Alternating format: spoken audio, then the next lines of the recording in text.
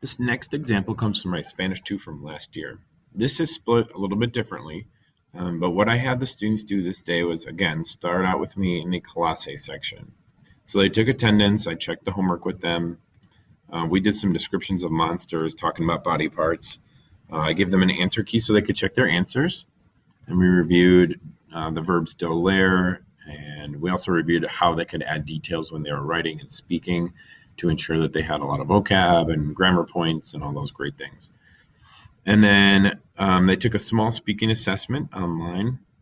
It was, I believe, let's recap. Regardless, it might have actually been a Screencastify. But regardless, they took a quick speaking assessment with me, and we broke into groups pretty quickly. So students had some choices. They could have grabbed a big piece of paper, have somebody lay down on it, draw like an outline around that person, and then label all the body parts.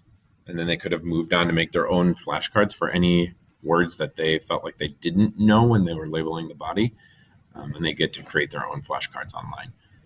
The second thing that they could have done, if they felt like they were weak in emotions, is they could have done a whole bunch of online practices with adjectives regarding emotions, as well as, again, making their own flashcards online. A section of Spanish that sometimes is very challenging for some learners is the gustar piece, which is sort of a strange verb if you're not a Spanish teacher. But I also gave them the option to watch an introduction video on gustar that I think I recorded, but it might have been somebody else. And then also go through a gustar presentation online. And then they had a whole bunch of online practices to make sure that they really understood gustar online. And also I just listed at the end like a massive gustar practice, which is like a whole bunch of different things that they could do to practice gustar. And then I also had a choice station as well.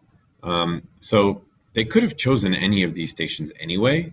I didn't care. It was basically tell me where you think you need to be. But I also had one station. I usually have one station called Your Choice.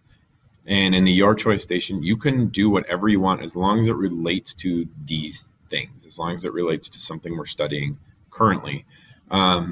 So kids could have done a different emotions piece. They could have created a skit together that they would have presented to the class. Kids could have done a Venn diagram for gustar to talk about what things they like and didn't like and what that was in common with another student. With body parts, they could have drawn a body with little tiny words instead of actually drawing a body, or literally anything they could think of. I also listed on here that students could move ahead to the preterite, which is something that we had not studied at this point in Spanish 2. And I think maybe 4 or 5 students actually chose to move on to the preterite piece. And when we got to the preterite unit, those students felt so much less stressed out because they had actually gathered some information about preterite beforehand and researched it in depth.